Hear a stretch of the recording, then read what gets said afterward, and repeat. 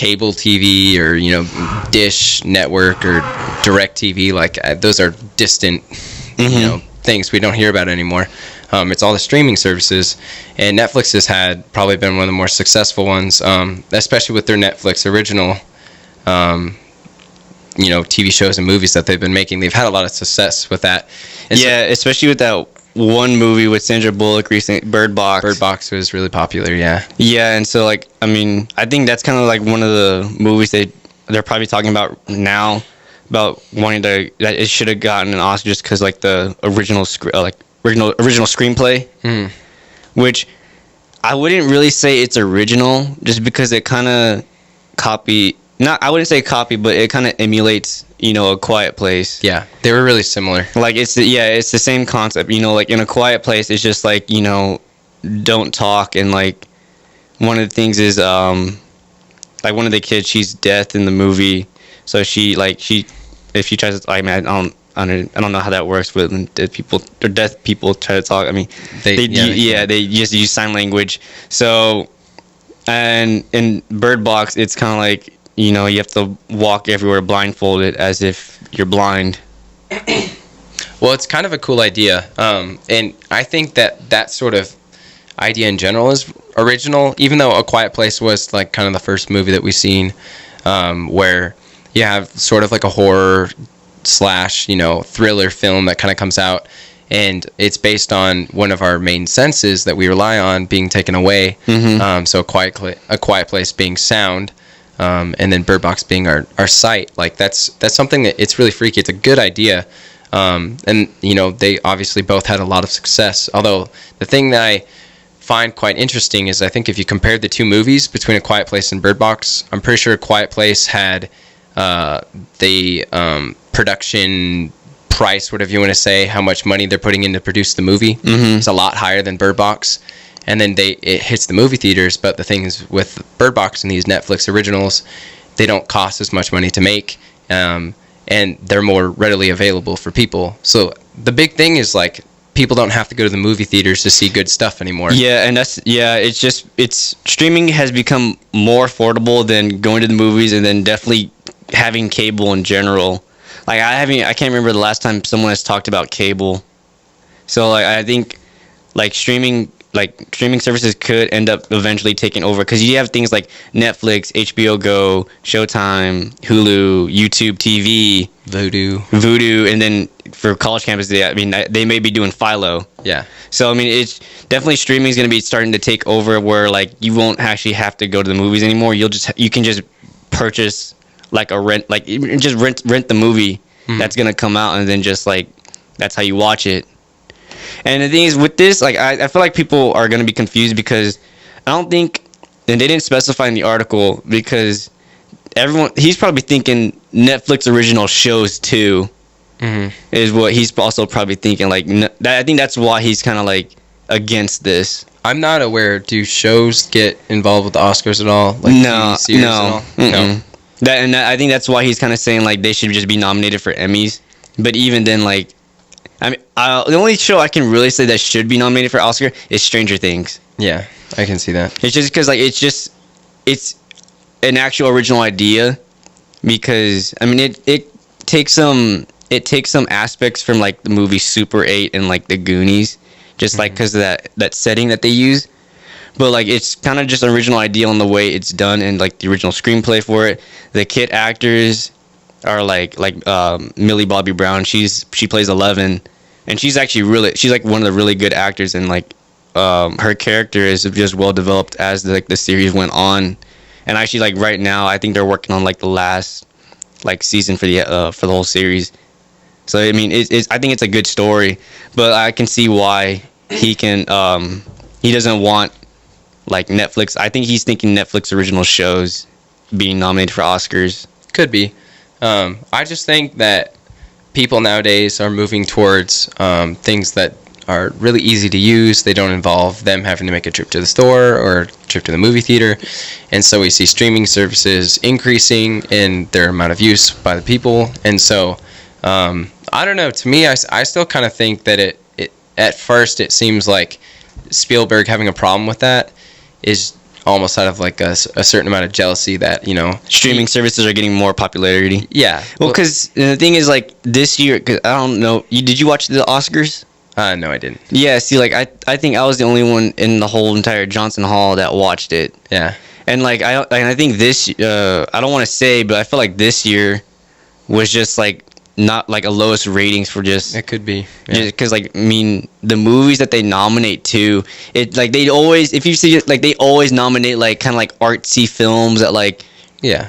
that directors kind of just, like, put their own spin or, like, their own idea into it.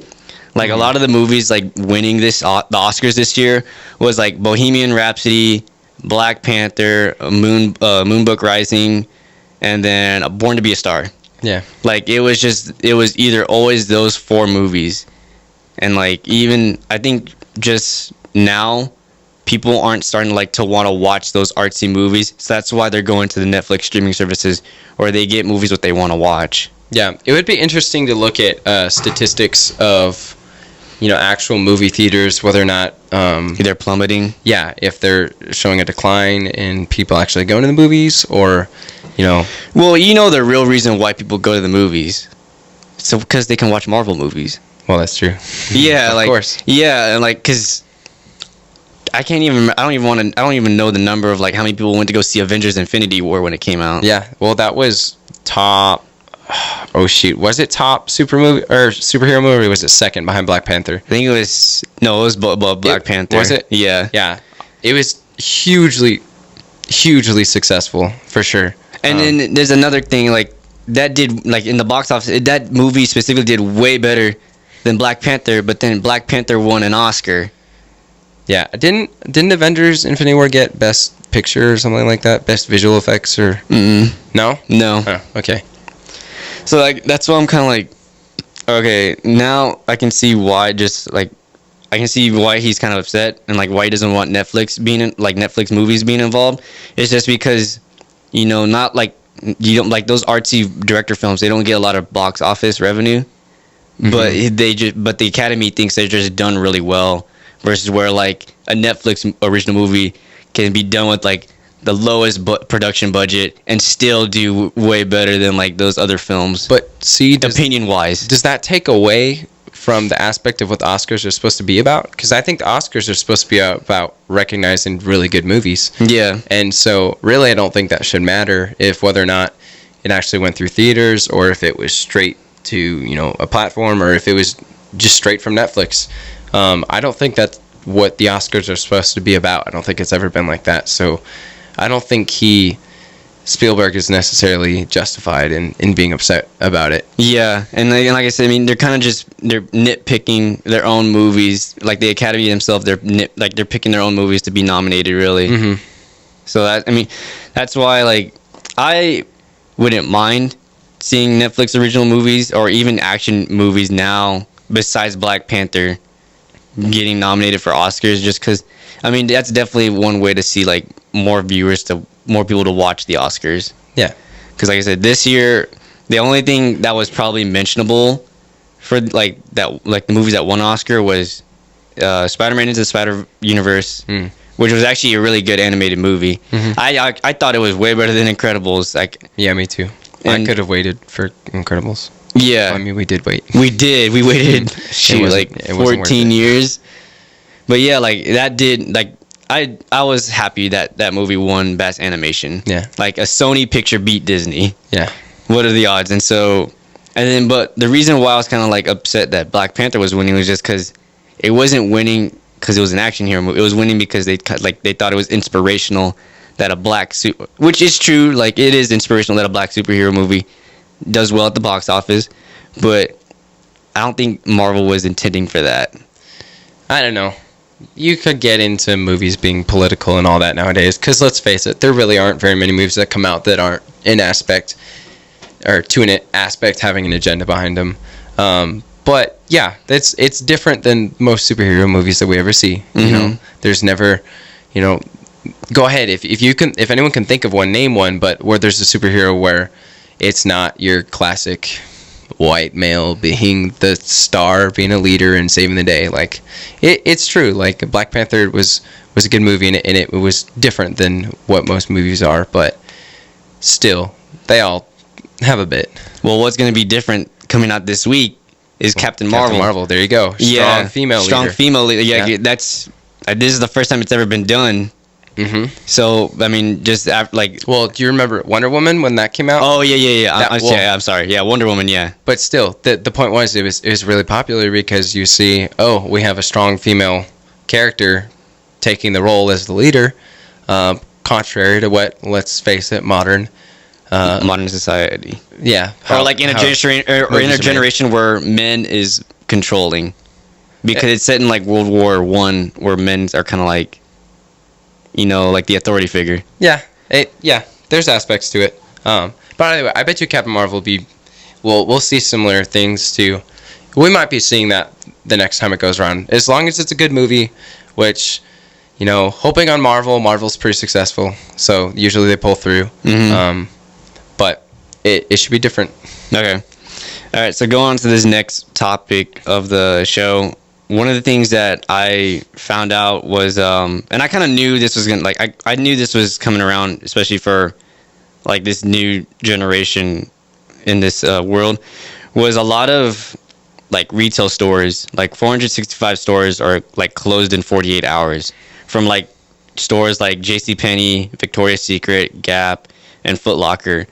Because I think this was, like, the first year where majority of those stores, like retail stores, had like the lowest sales because a lot of people, like actually like even this year, like I read an article where Black Friday had like the lowest amount of shoppers. Oh yeah. Just because like a lot of people were waiting for Cyber Monday. Cyber Monday probably had bigger results.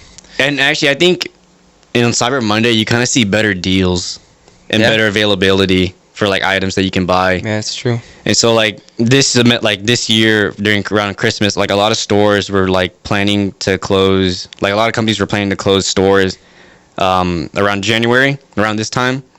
And it was stores like I said, Gap, JCPenney, Victoria's Secret, Foot Locker.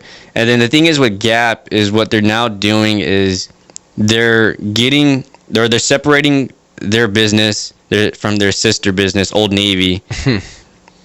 I mean, I like Old Navy. Like I like their shirts. Like I don't think nothing's wrong with Old Navy, but yeah, they're separating, and so now it kind of leaves the question like, is this possibly the end of retail? I really think that it's coming to that.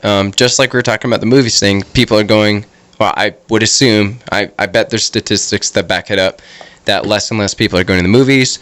Less and less people are going to the store. Less and less people are going to the mall. Because nowadays, in our digital age, everything's at ease right on our phones, on our computers, on our TVs. It's all right there at our fingertips, and we don't have to move for it. So society is moving more and more towards immobile people, where it's easy. If Amazon can get it to me the next day, and I don't even have to like leave my house for it, then yeah. And I think it's going to be available too, because sometimes when you go to retail stores, you don't even know if they'll have like your size or anything, and you end up having to go to like 3 different stores, 3 different locations. Yeah, exactly. It's an inconvenience sometimes, and online services definitely make it more of a convenience. Yeah, because like Victoria's Secret, they said that the store sales fell during the holidays, dropping 3%, and they're having to close 53 stores. Oh, really?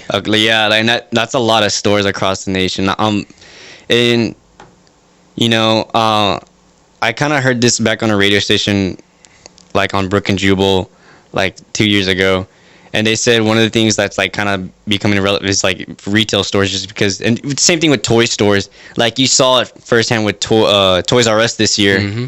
They ended up going out of business. Yep.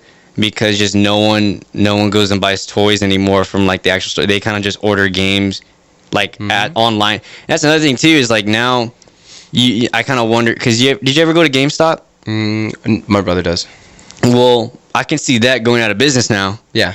Just because now what Xbox and PlayStation does now is you can just buy the game straight from the console. Yep, you don't even have to. You don't have to. Yeah, you don't have to like wait in lines or like at the game store or even at like Target. And because I remember like when I was younger, when a new game came out, I'd go to like Target or Walmart, and sometimes they'd be sold out. But now it's like, okay, you don't have to worry about it being sold out. You can just pre-order it from the console, and then by the time it's supposed to come out, it'll be downloaded onto your Xbox. Yep, there you go. So I mean, I'm just wondering, like, you know, a lot of store, and like I said, according to Business Insider, like a lot of these numbers, like planned stores closure this year is well over 4,500,000 store or 4,500 stores. Shoot, okay. But yeah, like it's kind of scary because like you kind of think like a lot of high schoolers, you know, that's kind of like their first job. Yeah, that's true. And so it's kind of makes you wonder like where you get like what's going to become like their next job or like their first job, because like even now, like food services, like fast food, they're kind of just moving to like that Uber Eats thing. Yep. Or like Grubhub. Doorstop, I think, is another one too. That you have back in Arizona. Yeah, like now you can order your food from your phone and have it delivered to you. Oh yeah, and they'll get it to you within 15-20 minutes. So it's definitely growing. It's becoming more popular. I can speak from experience. Amazon does this. They have a monthly subscription plan that you can subscribe to get certain products once a month. They'll send it to you automatically, and in doing so, they usually end up being a little bit cheaper than if you just bought it once straight up, like once a month. So I know that I've been blessed. My mom has. I get once a month like some snacks and stuff like that from Amazon that'll ship to the dorms, and I'll be able to get it that way. And I don't even have to leave campus. They just bring it right to me at the start of each month. I'll get my beef jerky and Cliff Bars. It's all there for me. Oh, it's the service that Amazon does? Yep, it's called Amazon Subscriptions. They have it. You can see it on the app. And you get better deals with prices. Usually it's a little bit cheaper than you said they send you like snacks and food? You can do that stuff. And yeah, because there is a lot, like even there's like another service that's like, it's like, I think it's called Blue Ribbon or Blue Sale or like something like that. I think I've heard of that before. Yeah, like they say like you can subscribe to, or like you can get like a monthly plan like that, and they'll send you like fresh foods now. So that's the other thing, that back in Arizona we've got a Amazon facility that's really like not far from my house. It's within, I think, 30 to 45 minutes in the Phoenix area. But you can get groceries now. My mom's done it. She doesn't want to go to the store. She can order on Amazon, and by that afternoon, it'll be same day. You can get strawberries and like fresh foods, like literally like you would go to the grocery store and get, and they'll have it to you. You don't even have to leave. It's nuts. That's crazy. Yeah, like, because even HEB, like my mom's, where my mom works, even they kind of started moving towards like, I'm trying to remember. I can't remember what it's called. I think it's called Corner or like Food Corner or something like that. Because even Walmart does that too, like the pickup place where like you can just order online. Yeah, you can order your groceries online and then just go to this or like they can deliver it to you, or you can just go to the store and they'll put it like into your car. Yep. That way you don't have to like go around looking for the item. That's actually crazy. Like we're moving to an age of like where we can just order stuff from our phones. And see, really the big question though is, when this stuff happens, is it a good thing or a bad thing? Is it really that much of an inconvenience to go to the store? I mean, but the thing is, like, remember that movie WALL-E? Yeah. I feel like that's where we're kind of moving towards. You can see it. It's just going to make us stop becoming immobile. Yep. If we're just looking for ways for where we have to do less and less work. We're a lazy society. I think it's dangerous. I think it really is. It's kind of a regressive way of falling into that. We could reach the point where it's like we're not even doing things for ourselves anymore. And most people think like, well, sure, like I'll be honest, yeah, it seems way more convenient to not have to go to the store to do it. Sometimes I don't want to get in the car and drive. Yeah, I definitely feel like that sometimes. But see, the thing I have to ask myself is, am I like that because I actually just don't want to, or is it just a sort of thought process that I've developed over time that like being lazy is maybe like a good thing to an extent? Because I think that our culture kind of pushes that. Like we kind of laugh about someone like, oh, I don't want to do my homework, or, I don't want to go out, or, I've talked with Keenan before about when it comes to like exercise and stuff with people. People laugh about going like, oh, I don't go to the gym, I'm not athletic, stuff like that. Where I think we're just reaching a point where we're doing less and less work, and we're making that like a good thing. Yeah. And I don't think it should be that way. I think that's a really dangerous mindset to have. I understand that sometimes, you've got, mom just got home from work. She's got to pick up the kids, whatever. And, Yeah, like dad's you got have late a full nights. house. You're always busy. Yeah. Yeah, sometimes it really is a good thing. And it's a good thing to have. Like, sometimes you just don't have the time.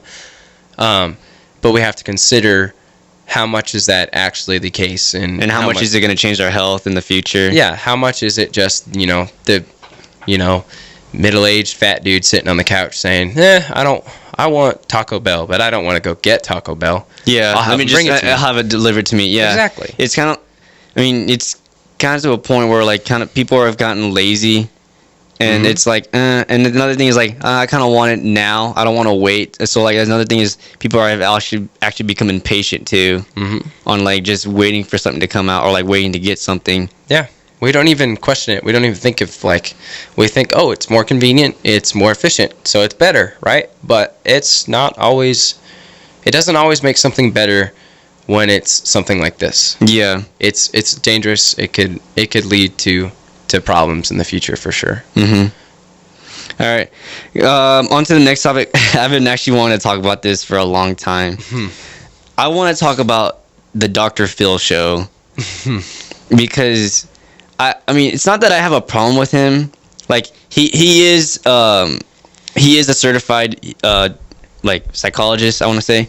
Like he has he actually went to the University of North Texas. He to get his PhD and master's. There you go. But he's certified, but a lot of people say that like his show is it's all just Hollywood and like it's all fake.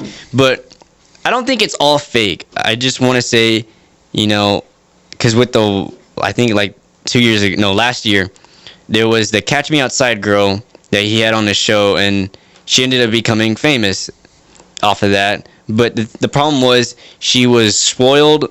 She was a spoiled kid who had problems, and she went on, and her mom applied for because the thing is, to get on the Dr. Phil show, you gotta fill out an application to like get on the show, and then they fly you out, and then they bring you on.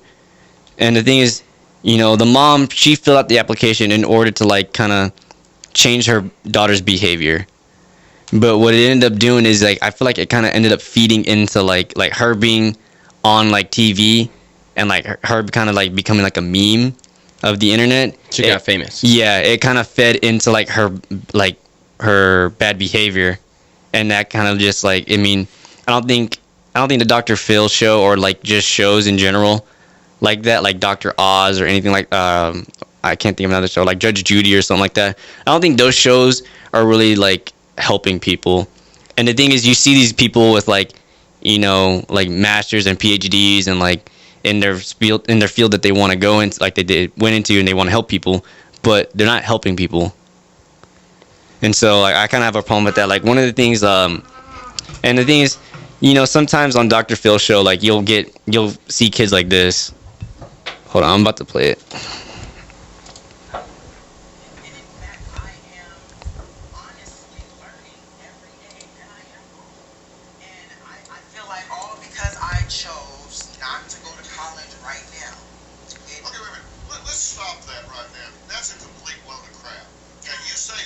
Me and you take notes, well, take this note.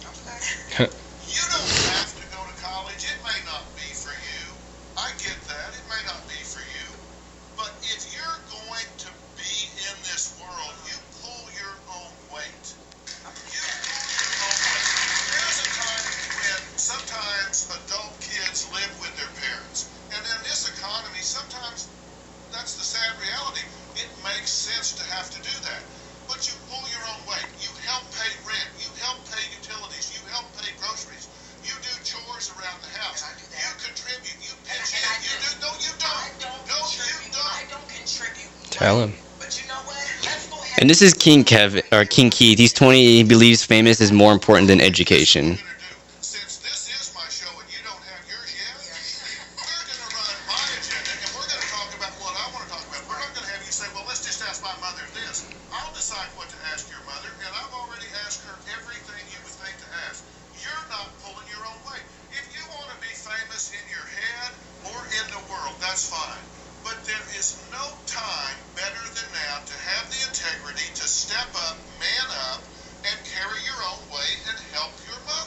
Get it done. Don't sit around watching Paris Hilton or Kim Kardashian or Dr. Phil on television and tell yourself that's a life education. Get a job. Get a job where you can... Tell him.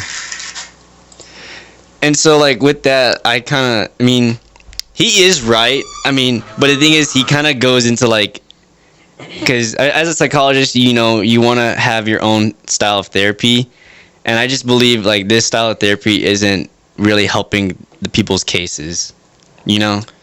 Well, I think bottom line is you have to ask yourself, what exact is the point of the show really to try to help these kids?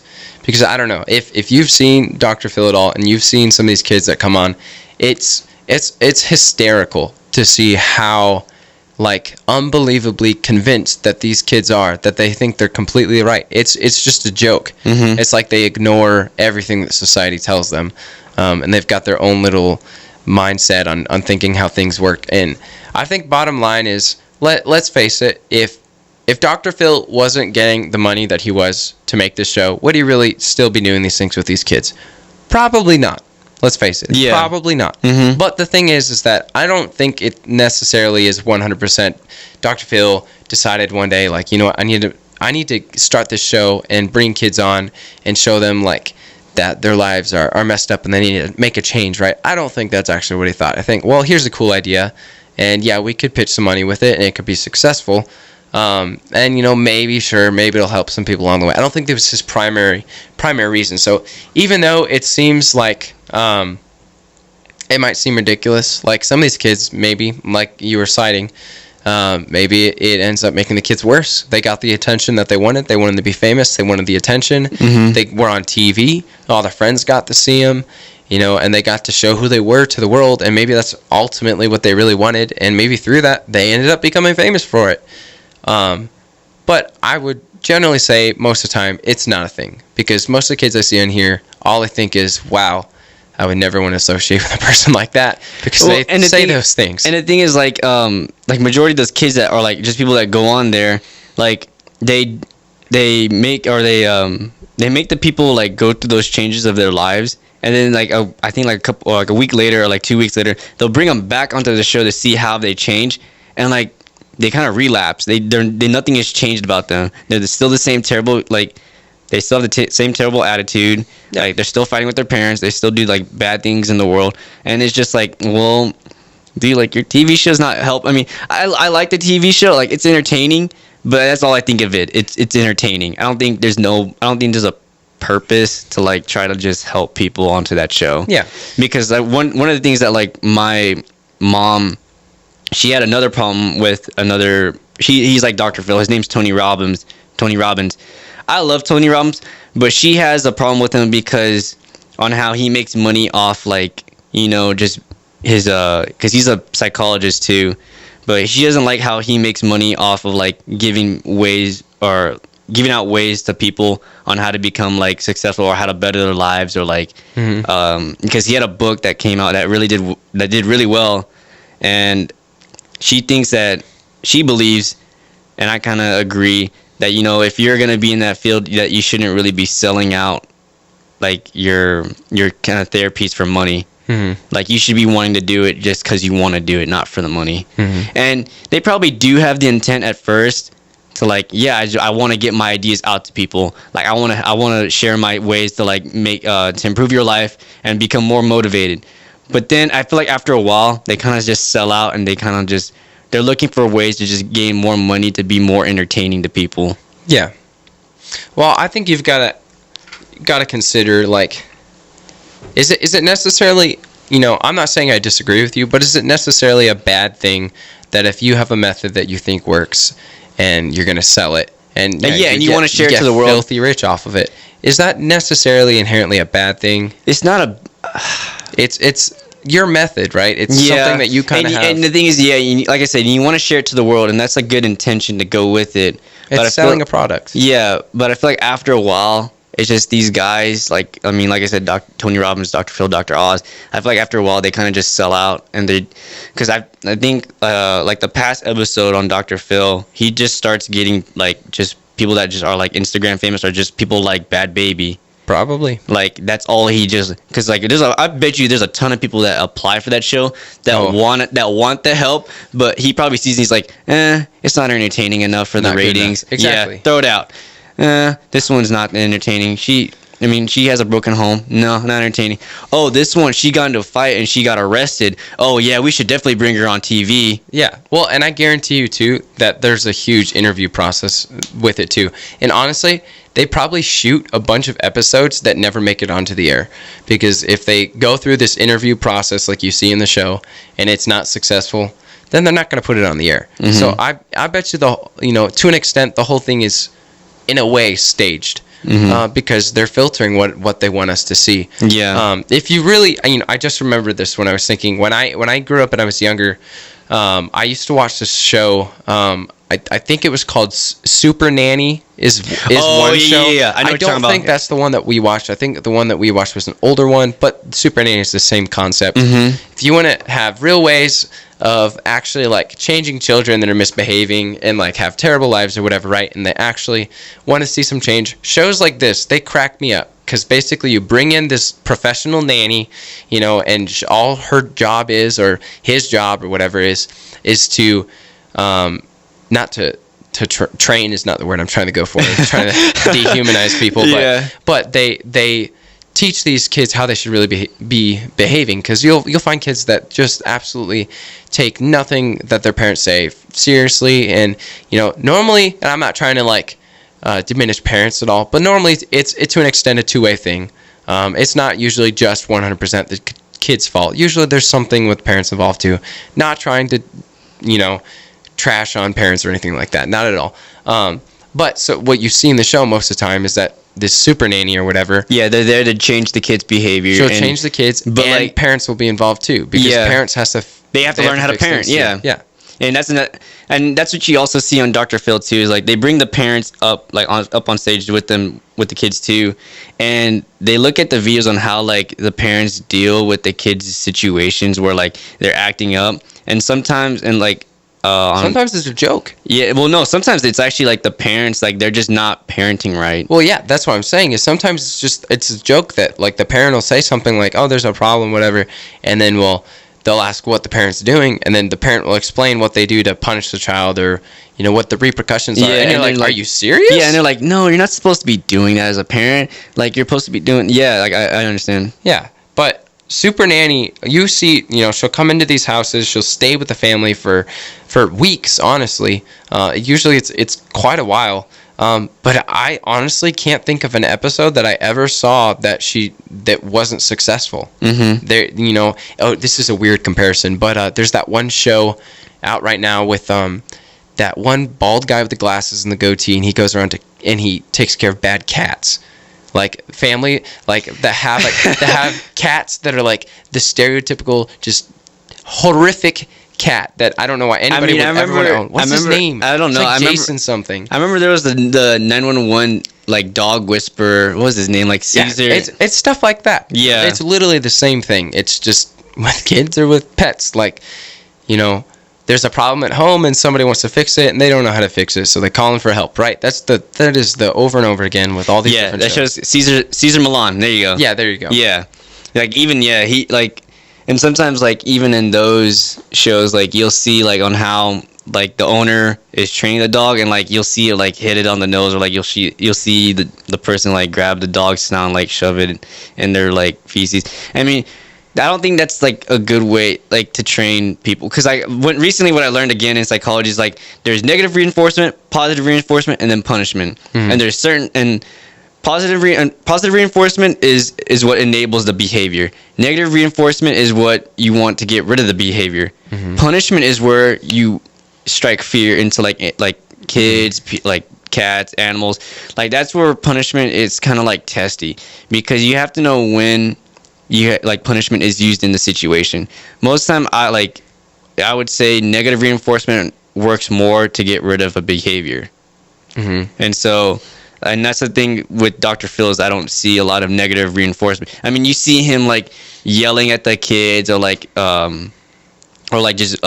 just yelling and just ranting at the kids to just try to get them to understand. But I don't think that's really working. You're not doing negative reinforcement. You're just yelling at them. You're not taking anything away from to get rid of their behavior. Yeah, and you'll see clips where he'll tell them all things that are true about themselves, but quite frankly, the kids know all that's true about themselves, and they don't care. Yeah. So just telling somebody the truth doesn't always invoke an appropriate response. Mm-hmm. So telling you that you're a dirty slob and you need to get a job and do something with your life, a lot of times they'll just be like, yeah, you're right, I should do that. And then they say, well, I don't care, I'm not going to do it. And then another video that we watched was this one girl, she was pretty much committing identity theft, and he was just yelling she had 17 credit cards. Yeah, she had 17 credit cards, and every time a bill would come in, she'd just throw it out. And the thing is, he'd tell her off and be like, you're committing a crime, right? He's like, and you're pretty much you're giving yourself away on live television. She's like, oh, really? Okay, cool. They don't care. You're not changing the behavior of that. And I feel like now, if I was Dr. Phil, you know what I would do? What would you do, Noah? Dr. Noah. What you would do? What would I do? When someone's breaking the law and the kid says they're breaking the law and they know it, be like, officer, can you come on stage? Come on in. Lock them up. Put them away. Yeah. If they know what they're doing is bad and they don't want to change, well, then they can suffer the consequences that they know. Mm-hmm. So bring them in, officer. Now, if this ever gets to Dr. Phil, I'm not hating on you. I love you. I find your show very entertaining. And I want to be a psychologist like you, but I feel like with your show, there should be at least some negative reinforcement to change people's behavior. That's all I want to say. That's my opinion. I still would watch it, but that's the only thing I would want to change if this ever gets to you. But yeah, I think we're just going to call the show there. I mean, I actually enjoyed this one. Like I said, I wanted to talk about Dr. Phil for a while. It's interesting. You see all these spoiled kids out there and you think, this really exists? This is real? People are like that? And it's just unbelievable. It shows how blessed we are to be raised by good parents that taught us well, and we actually know it's right and wrong and how to take care of ourselves. Yeah. So entitlement. Yep. Well, this is 99.1 Shap Radio, and you just listen to the Gen Z guys. And once again, we won't be on a live air or on a live show next week due to spring break because we'll be on vacation. So you can find us on YouTube at the Gen Z guys on YouTube. And then our Instagram was also Gen Z_guys, where you can send us topics and questions, things you want us to answer on the show. And please keep listening to us and subscribe to us and hit a like button on this video when it's uploaded on Thursday. We'd like to hear your feedback on what we can do. But right now, that's all I can say. So good morning, good evening, good afternoon to whatever time of the day you're listening to this, and have a nice rest of your life.